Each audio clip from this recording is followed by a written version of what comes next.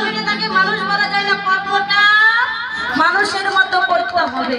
বলিনি দেখো পশুবিদ্ধ মানব জাতি করছে রে পালন, দেখো অজ্ঞতার অন্ধকারে পরিপূর্ণ মন, পাপ পুণ্য ভালো মন্দ পশু জানে না, এই মানব জাতি জেনেও তাহা কিছুই মানে না। ইউনিভার্সিটি ডিগ্রি আছে কত শত, তথাপিও চলন বলন মূর্খের মতো।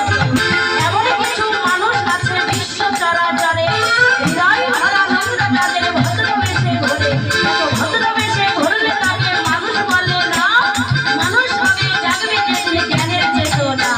এই রাধাবন কয় ওরে মানুষ পশুর ধর্ম ছাড়ো, মানুষ যদি হতে চাও আগে মানুষের সেবা করো।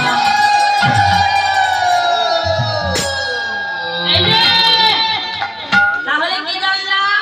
মানুষ বলে জন্ম নিলে মানুষ বলা যায় না, আমার কর্মটা যদি মানুষের মতো না হয়। হ্যাঁ, আজকের দিনে দেখা যাচ্ছে না, সন্তানদেরকে পিতামাতা বড় করে তুলছে, ডাক্তার করছে, ইঞ্জিনিয়ার করছে, সমাজ সেবক করছে, কিন্তু ওই সন্তানের ঘরে ওই পিতামাতার দুমুঠো অন্ন জোটে না। এদেরকে মানুষ বলা না, এদেরকে মানুষ বলা যায়? বলে না। বললেন পশুদের মতো আচরণ করলে তাকে মানুষ বলা যায় না। পশুদের তো কোনো, তাদের তো কোনো জ্ঞান শক্তি ক্ষমতা নাই, তাদের তো কোনো বিবেক নাই, কিন্তু ভগবান